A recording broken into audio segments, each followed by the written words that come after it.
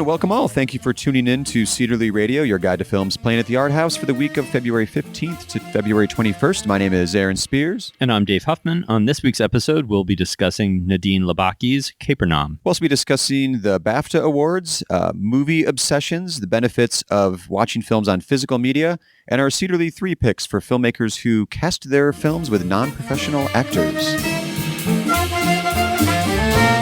We always like to start off the show with the last scene first. So, Dave, what is the last film you've seen? The last film I saw was a new documentary that isn't out yet, and I don't think it's going to be playing theatrically. I think it's just going right to like VOD and video.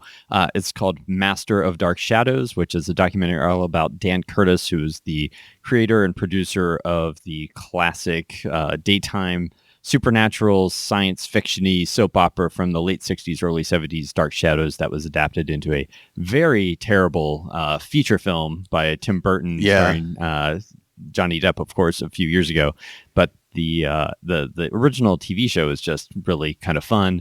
And I watched it because I had a friend who's obsessed with Dark Shadows, and I didn't realize how obsessed with the TV show. With the TV show. And I was not aware of how obsessed he was until we were watching the documentary, and he was like encyclopedic in his knowledge. Oh, just knew everything. And he would be talking about something, and literally like the next thing in the documentary they talk about was the thing he was talking about. I'm like, he could have just written this entire documentary.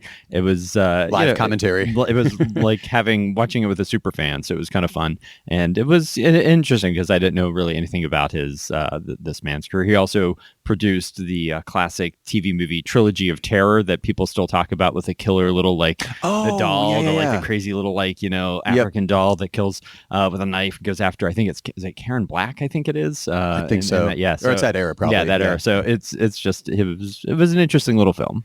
It also supports the theory you have where like there's a documentary about everything out there. Documentary about everything. Well, they had actually contacted us about showing it, and then they actually changed their mind. They're not looking for theatrical dates, but I still kind of wanted to watch it, so I watched it. So, but yeah, apparently it is not going to be playing in theaters. But I would look for it if you're a fan of Dark Shadows. There is an interesting little documentary coming soon. Master of Dark Shadows. And Aaron, what was the last thing you watched? The last film I watched was Blindspotting. For the third time. Okay.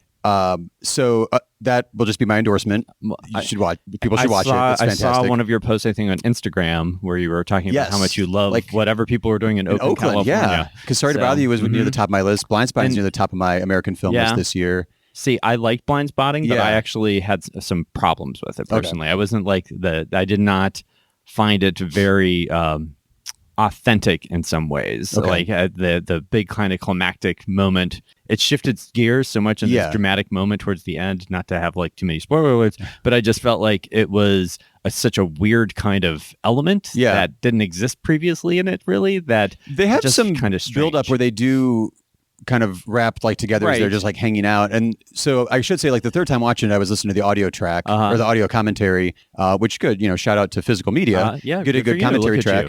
It was David Diggs and Raphael Cassell who were they wrote it. They're real life best friends. They star as best friends in the movie, and their commentary track was just like hanging out with them. Chatting up the movie with you. I was like, this is so much fun to watch. I mean, I was kind of doing a crossword puzzle or whatever, and kind of just mostly listening to their commentary track. But they were saying there were a bunch of deleted scenes too, which I did watch, that there's more of them driving around in the moving truck, kind of rapping back and forth, just making it up as freestyle and kind of back and forth, which I thought, man, these really should be in there because it also solidifies their friendship in a different way, and it would help build to that type of scene. Yeah, that would have that missing might have made that scene at the end work for you a little better. Work for me better, because to me, I really felt like that took me out of it like so much. I was so absorbed. Like I was like, oh man, they nailed this ending. So artificial to me, and everything else was like so. It felt real. Yeah, and then that was like, that just almost had a kind of almost like a surreal element to it to me. So which like Sorry to Bother You has sort of surrealness built in throughout. Yes, so when it does go full bonkers towards the end, you understand. It shifts gears a lot, but at the same time, it stays in this own kind of artifice. I wanted to ask you though, kind of in tangent to that, like, do you have a movie recently that you saw where like you just wanted to revisit it, like a movie obsession that just kicks in? You're like, I need to watch that again. I need to watch that again. Yes, I think I felt like that about Hereditary. As soon as I watched Hereditary, I was like, I needed to watch it again. Yeah, because I just was really impressed by that film. So I think that one probably of this last year was the one that I wanted to watch like immediately afterwards. You mentioned Spider-Verse a few times too. Oh, like, Spider-Verse back into was that. Great. Yeah, I mean, I watched when I like a movie, I watch it not just once, like you know, I watch it several times. And I guess this year, I had a couple of them. Yeah, obviously the film that I've most obsessed with in the last 5 years was Mad Max Fury Road. Oh yeah, which I watch multiple times every year. And they give you different versions of it too, 3D, black and chrome, everything else. We're going to be showing actually black and chrome again this weekend. This weekend at the Capitol Theater at midnight. So you have a chance to see it again on the big screen. I will be there, and actually, I believe the night before, I have friends coming over to watch it on 3D at home. So I'll be watching it in 3D on Friday, and then on Saturday watching it on black and chrome in the theater. So I guess I hadn't had one that popped up recently to me that I did watch Sorry to Bother You a few times, but this one I wasn't expecting to get that from this. Sorry to Bother You was built up to me. I'd been waiting since the album dropped in 2012. Yep. And so that was built up. This one was just I meant to catch up with it. And when it came out on DVD, I was like, I'll just buy it. I'm sure it'll be pretty good. Yeah. And it was one of those films that we probably should have played here at the Cedar Lee, but the studio... Well, it had a weird Movie Pass connection too back then, too. Yeah, they had a weird... Yeah. They kept changing their mind. I don't think they knew what to do with it. It really... It was critically very well received, but just box office wise, people just didn't go to see it. Right. And it was just a tough sell from a marketing standpoint, I think. And they just kind of overshot it. I think they assumed that it would have more of a broad, wide appeal, and really it should have been playing at art houses, at least to start with. One of those will probably find its own audience. I agree. Now that and it certainly is a good movie. By no means do I think it is a good movie. Yeah. I just wasn't I think maybe my expectations were bigger than too much. Yeah. Could be. Mm-hmm. At the art house this weekend, we opened the Oscar shorts, several different programs, and one thing we didn't mention last week, but with the animated lineup, what they often do is in consideration or in contention. Are they? It's more than just the ones that are nominated. They in this say program. Of special note or something like that. Yeah. Other ones that were sort of almost well regarded or things like. Man, they have a specific. There's a terminology, and I can't think of what it is, but they supplement it because the animated program tends to be a little short, so they put in a few extra ones to bring it up to a feature length kind of program. So you see those 5 nominees, and I think there's just 2 additional extra shorts. Two extras. So because people came out, they were like, there's only 5 nominees, but I think there were 7 movies. I forgot they tend to add on just to make sure it's more of a feature-length running time. They usually note that on screen. They do, yeah. And then the other one was I have a question for you about Cold War. Because I finally caught up with Cold War, so a couple weeks late, but whatever. I was busy working. We talked on, I think, the 4th-ish episode of the podcast when the Ethan Hawke directed film Blaze came out about unconventional musicals and how Blaze was a musical, but Star is Born is a musical, Bohemian Rhapsody is a musical, and there's all these musicals this year. Cold War really felt like a musical to me, and I haven't really heard a lot of critics talk about it that way. That's a very good point. Because it starts off with them recording, folk music and just out in the, I guess I was out in the sticks. I don't mean to be dismissive of it, but out in the countryside. Yeah. In post-war Czechoslovakia. Thank you. And then it grows, and it tracks 2 musicians through this tumultuous love story, which is a great love story. Yeah. And the music as it evolves there is so central to that movie, but I just hear people playing up too much.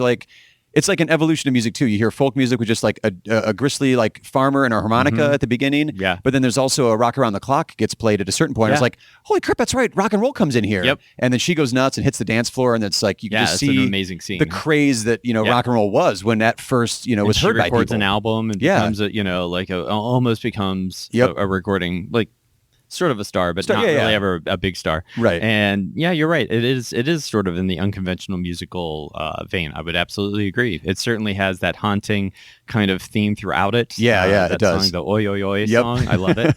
So absolutely. 100%. Put it on the list. I was not expecting to see the 50s Paris jazz scene, which I was as soon as that started up, I was like, I am in love with this movie. It's a gorgeous movie. Fantastic. I love it. And stick around for, and come for the music as well, because it is pretty fascinating. Yep. In Art House news this week, Dave, you got the BAFTA Award winners are in front of you. So that is always one of those big harbinger of the Oscars. And BAFTA is the British Academy of Film and Television. So they gave out their awards this last year. And there's usually a lot of overlap between the nominees as well as the winners for the Oscars in recent years. This year, they had all the films that were nominated for the best film this year are nominated here for the Oscars. They had Black Klansman, The Favorite, Green Book, Roma, and Star is Born.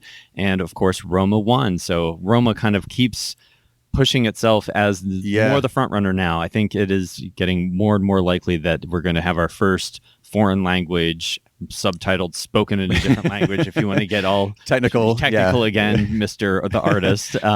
But anyway, it is it's continues to go, and as does Alfonso Cuarón. He won Best Director. I believe it also won Best Cinematography there. So he won several awards there, and it's really looking likely that's how the Oscars are going to go out as well. Did Glenn Close win? Well, actually, she did not. No, because they went with Olivia Colman for The Favorite. So they're British. Yeah, so British, they love their own, of course. And Rami Malek won for his work in Bohemian Rhapsody, of course, playing such an iconic British superstar. Oh, sure. Eddie, I was called so iconic. I couldn't remember his name. Freddie Mercury. I almost called him Eddie. All right, Freddie Mercury. But so it's looking really like those are. I don't think Olivia Colman's going to win the Oscar here, but I think she's certainly a contender. But I hope it's still going to go to Glenn Close. But who knows? It is hard to tell sometimes. It is very hard to tell. But then lead actor, we talked about, and lead actress, but then supporting actor went to Mahershala Ali for Green Book. So again, all the press in America right now is just like, hand it to him now. Yeah, if he doesn't win, that would be the big shock of the night. And I hadn't thought about it. That'd be 2 years in a row for him, right? He won supporting actor for Moonlight was last year, right? For Moonlight, so And then for supporting actress. Oh, no, sorry. That was 2 years ago. 2 years ago, yep. For supporting actress was Rachel Weisz for The Favorite. So I don't know that the supporting actress is kind of one of the ones, probably there's a little bit more. This was the category that there was the most or the least amount of overlap between the Oscars, because they have people like Claire Foy and Margot Robbie were nominated that aren't nominated for the Oscars. So it's hard to say how that's going to affect it. But speaking of the Oscar campaigns, there's just being interested in movies and working at an art house over the years, like I paid attention to who was nominated and the conversations at the theater. Right. But I wasn't terribly interested in like reading up week to week on what the press was and what all the buzz was going on. But since we've been doing the show here, I was like, well, it's something to check in with and see what's going on. And there's been a lot of reporting on the dirty tricks, as they call it, or whisper campaigns going on in the Oscars, which sounds like it's such like political campaign reporting. It's 100% political. It's so weird. There's articles on Netflix buying all these billboards in downtown Los Angeles near where like the to Oscar make sure that nobody else could get those. Could campaign there and like hundreds of millions, $100 million, something crazy for these billboards. They hired a famous Oscar whisperer, Oscar publicist that Miramax and Weinstein Company used over the years, which is worth noting. She ended that relationship before the whole thing hit. But they not only hired her, they brought her in house. She brought her in house. Yeah. So like she used to have her own company, and they're like, nope, now you're just working. You for work us here. So who knows how much money that was too? Which to me just kept begging the question: how does Netflix make money? Because like once you have so many people subscribed, unless you start upping, which they did up the price of the subscription, but like getting into new markets overseas. I know they're getting into like the Indian market, and I'm sure they're working on China at least. And the one article I read was talking about how they just took out like an $8 billion loan to pay for all the production things. Yeah. So, and I know businesses, not everybody's using their revenue. Everybody like goes through banks and all that stuff. But at a certain point, like the balance sheet, where are you making the money out? Yeah. So, and I know they have a cajillion subscribers, but I don't know. I mean, how much they get a month from you and me? I mean, that's not. I don't know how that adds up.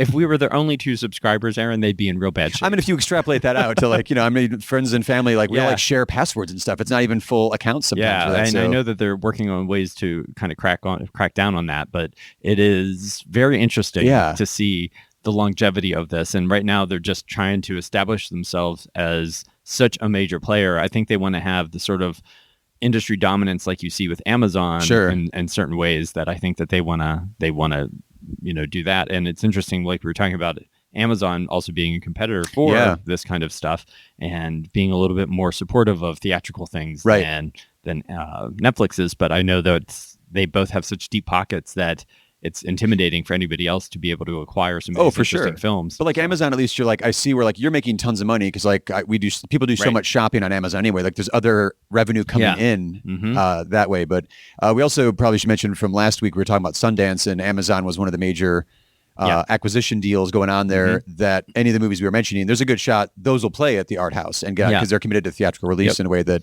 Netflix is not. Definitely not. And, speaking of Sundance, one other quick follow-up. We were mentioning the Michael Jackson documentary last week, Leaving Neverland, and people were like, are you going to show it? Are you going to show it? HBO did acquire it, and right now it is scheduled to play on HBO March 3rd and 4th as a 2-evening premiere event, because it's a 4-hour-long doc, so 2 hours one night, 2 hours the next night. So mark your calendars for March 3rd and 4th if you're interested in Leaving Neverland. And HBO, I think, put out a press statement on their website that they are standing by, the film and the filmmaker. It's a filmmaker they've worked with over the years before as well, even though there is some controversy now on the claims made in that particular film. But anyway, I look forward to seeing it. I'm looking forward to it as well. We'll be right back with the new film opening this week after we tell you about a few special events coming up.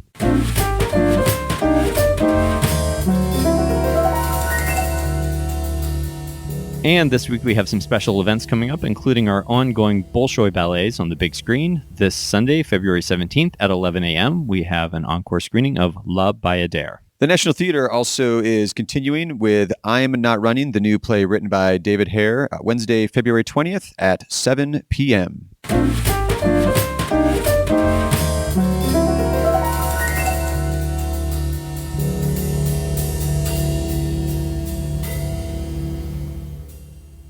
The new film opening this week at the theater is the much-anticipated Capernaum, Nadine Labaki's new film. This one has been getting a lot of critical praise coming out of the Cannes Film Festival last year, in part because it's a almost entire cast of non-actors, especially when you have a child actor as well playing like the lead role and sort of following this child through his you've seen it, like kind of his homeless adventures, I guess, through the city and who he meets along the way and where he finds help and who he ends up helping out. And it is, it's a very challenging film, and it's got an amazing performance by this little boy who I think in the film, his life is so tragic, he doesn't even know how old he is. Right. Like his parents, it's like the absolute worst nightmare situation you've ever seen. And the plot of the film is he has been arrested for a crime, and while he is in juvenile prison, he calls into a TV show, and they are... it's about like juvenile violence or something like that. And he talks about wanting to sue his parents. And so a lawyer contacts him, and then he goes to court to sue his parents for being born, is what the plot is. So his life giving him life. His life is so terrible that he actually wants to sue his parents for being born. If that gives you any inkling of how sad his life has been. And it is a really chilling story. He's a Syrian refugee in Lebanon who meets this Ethiopian refugee who it's really a beautiful, powerful movie. And it's nominated this year for the Best Foreign Language Film Oscar. It's probably not going to win because it's up against Roma and Cold War, but any other year this would be, the one. It's a great film. And I hope people take the time to see it, because it is definitely not, by no means on earth, a laugh riot, but it is a really important film, and I think people need to see it. There's a lot of the critic praise, and it's in the early reviews for it. Or let me just use the poster, for example, because like that's not a spoiler thing whatsoever, but it's one of those posters where if you're aware of what the basic subject matter of the movie is, you'd be like, oh, it sounds pretty heavy. I don't know if that's going to be my Saturday night, go out to the movies. But the poster is just covered with all of like the top critics around the world just raving that it's like a cinematic tour de force. It is. It is an absolute masterpiece. They don't know how she was able to actually film this movie because it has just like such heart, and also, again, specifically the non-professional actors and children at that, who are very young, because I think it spans a few years of his life as well. No, it's just him as a 12-year-old. Yeah, okay. It's just him basically. Honestly, watching the film, it's probably just a few weeks, maybe a couple months. Very confined period of time. Of him. He basically leaves his house after his parents marry off his 11-year-old daughter to a man, and he was so protective of her. He has always been the more mature person. Like he's like this 12-year-old protector of his sibling, and whenever that happens, it's sort of the straw that breaks the camel's back. And he leaves, and thinks he's going to have a better life out there without them. And then he doesn't for a little while, but then just tragedy keeps befalling him, and it's a really powerful movie. And I think it got like a 17-minute standing ovation at the Cannes Film Festival last year. So it's a great film. Right. And if you're a fan of international cinema, it's an essential thing on your list. You should absolutely see it. It seemed like an interesting turn too. I was looking at, the directors of the movies that we're showing here. Nadine Labaki did 2 other feature films that we've shown here, Caramel in 2007 and Where Do We Go Now in 2011, that neither one of them are in the same vein as this movie. Because Caramel is a great, sweet. I haven't seen What Do We Do Now? I've only seen Caramel, and I honestly would never in a million years have thought this is the same director. Well, they're both high quality films, and she's also a writer, director, and actress. She's acted in more movies as well, and I think she started her career as an actress. Caramel's a very sweet, I would say mostly comedic movie, and Where Do We Go Now is a good comedy drama mix, but it's it's got kind of more of a traditional comedy drama, just like it's a good story, and it's really well done, and does not have any light touches. Right. It does not have a comedic moment. But watching it, I was never like, oh my God, this is so oppressive. I mean, because that's a good point. It's so compelling, and the kid is amazing. Yeah. I mean, he really is. It's one of those things that it's a shame more attention isn't being paid to his performance. As I was watching it, I was thinking about Beasts of the Southern Wild, which featured a performance by who she ended up being the youngest person ever nominated for an Oscar, Clavazne Wallace, which I was never that big of a fan of that film. I like the film. I think it's a good film. I didn't quite see all the praise for that movie, and specifically, I never understood why she got an Oscar nomination, because to me, that performance was all about manipulation. I didn't really feel like that was a performance, and especially like all of her dialogue is in voiceover, you know what I mean? So I'm like, she didn't even have to memorize the lines, really. I was really mean to that poor little girl. She did an amazing job. She got an Oscar nomination, but I'm like, take it away from her. But this kid is amazing. Yeah. I mean, like, this is a performance. Yeah. There is so much going on in his face and his eyes the whole time. In a range too. It is really, and there's a moment in the film where there's finally some joy in him. Okay. And that is the moment that you just go, wow. Your release. I mean, it's great. Well, we'll be right back with our Cedarly 3 picks after we tell you about a few musical events coming up at the theater this week.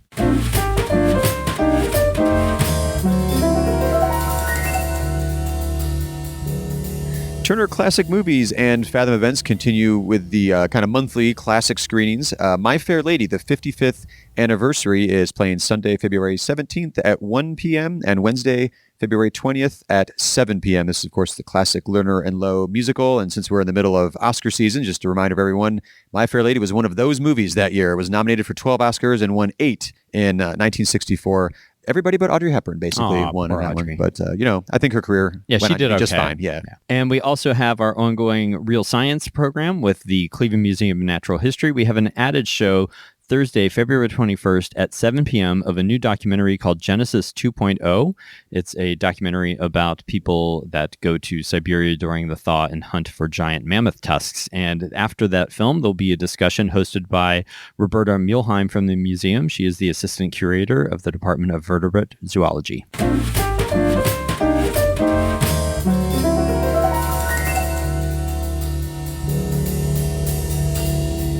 So each week for our Cedarly 3 segment, we like to take inspiration from a film opening at the theater to kind of expand everyone's cinematic world with a few recommendations that go hand in hand with that particular film. And with Capernaum, as we mentioned, Nadine Labaki used almost entirely non-professional actors in that film. And there's a pretty long, rich history of non-professional actors giving amazing performances. You can go back to like Satyajit Ray in India. You can do Italian neorealism, and even more modern. Like this year, you had Skate Kitchen and The Rider, and ones that were using. I think maybe it's just like good casting directors can spot, like, oh, that's the chemistry we need. That's the mix that we need to really bring realism to this performance. And maybe we don't see the films, or they don't get as much critical attention if they're like the failures of the non-professional casting world. That's a good point. So, maybe that's like the, good documentaries get buzz and people pass them on. There's many terrible independent I'm sure there are, there with non-professional actors. I've suffered through many. But yes, there are quite a few. And the first one I wanted to talk about was Gus Van Sant's film Elephant from 2003. That movie. It was, he won Best Director at Cannes for it. It's a great film, a troubling movie about school shooters, starring Elias McConnell and Alex Frost, who in the film play Elias and Alex. To make it even more realistic. The actors are just playing characters named for them. Same as Capernaum, I believe. Yes, exactly. And it is a very realistic kind of feel to it. And the advantage of using non-professional actors that no one's ever seen before, it really adds a layer of authenticity. Right. You never are being taken out of the moment thinking of, as amazing as Glenn Close is in The Wife, you're always aware you're watching Glenn Close because she's Glenn Close. And you've seen her in a million things and she's amazing. So when you see a film starring actors that you're not familiar with, there's no baggage. Right, there's no baggage. And which is why if you've ever seen, I would say, Funny Games, the Michael Haneke film, which he made twice, when you watch the original one, since we don't know those actors, it's so much more effective. Even though basically the American remake with almost Naomi virtually Watts shot for shot, is the exact same film. Basically, it's not as effective because it never feels as dangerous because you're like, well, it's Naomi Watts, you know what I mean? Even though the film is still as dangerous as it was before. Oh, absolutely. But I found that took me out of it. So I think that there's just something really good and smart for a director with the right project to use unknown actors, and certainly Elephant worked very well.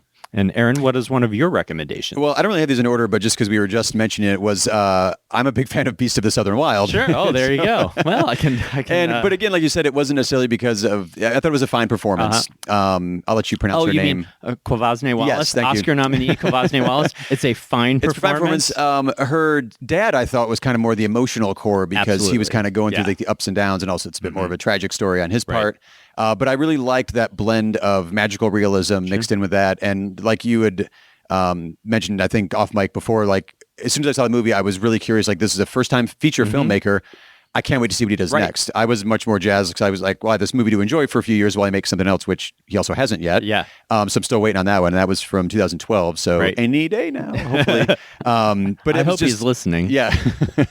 But it was one of those, I wanted to mention that one too, because he specifically, actually, I think it's one of my other mentions too in a moment, cast people from the area as well, where they were filming at. So like it brings a level of authenticity, which again, Nadine Labaki did with Capernaum too. It's people that were there that were experiencing what the film is about as well. Yeah, they're almost kind of living their lives on screen. Yeah. So, well, the next one I wanted to talk about people living their lives on screen would be Sean Baker's film Tangerine from 2015, starring Katana Kiki Rodriguez as Cindy. She was a non-professional trans actress. Well, now actress. I guess she wasn't really an actress at the time, but it was her first role. It was her first film, and the only thing she's done since then. The other lead in the film, Maya Taylor, she is more of an actress. Like, she had done some other work before, but Katana Kiki Rodriguez is in literally pretty much every scene in that movie. You're just following her around the entire time. And it is a great, kinetic, bizarre film. I love that movie so much. Literally shot using just iPhones. I'll say kind of shot non-professionally in a way too. Yeah. I mean, in this just amazing, ultra low budget sort of way, but it is an amazing movie and it's really funny. And it just has this great sense of, I don't know. It's a wacky Christmas Eve night in Los Angeles in a world that none of us are really a part of very much of. The transgendered sex workers of Los Angeles is not a world that I'm personally that in touch with. Nope. But after watching that movie, I felt like I got to know these people and was really invested in their lives. And it's just a lot of fun but also sad too. There's some real moments in that movie that makes you understand how hard their lives are. Sure. And so that film has that. But it doesn't really obsess on the hardship because there's still a lot of joy and laughter and everything going on. It's basically about her trying to find her boyfriend that she wants to, she just got out and she wants to find her boyfriend who she think's been cheating on her with another woman. And it's hilarious. So it's just this kind of epic one night of, just hilarious hijinks in the transgender sex workers of Los Angeles. I don't know what Sean Baker's working on right now, but he's done that now with Tangerine and then also Florida Project, non-professional, and child actors as well. So, I mean, he definitely, I don't know if is that an eye for casting or an eye for directing as well, or just both? I think it's both. So I think it'd have to be. Yeah, you have to be able to know casting. I think there was a documentary that played at the film festival a few years ago all about casting directors. Yeah. And how they're saying, it's really bizarre that's it's like the major category.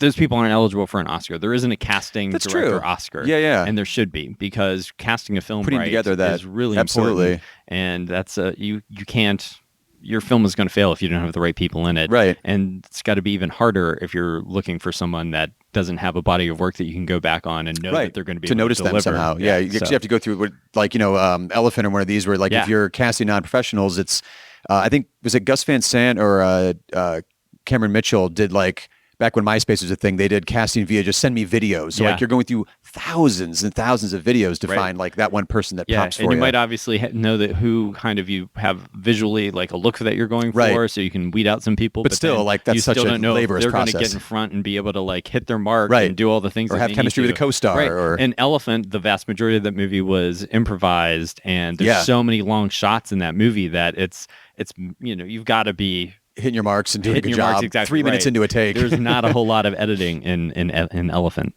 The other one I wanted to mention on my list was City of God from 2002, which again, that was shot with a lot of non-professional actors, but also from the favelas that the movie is set in.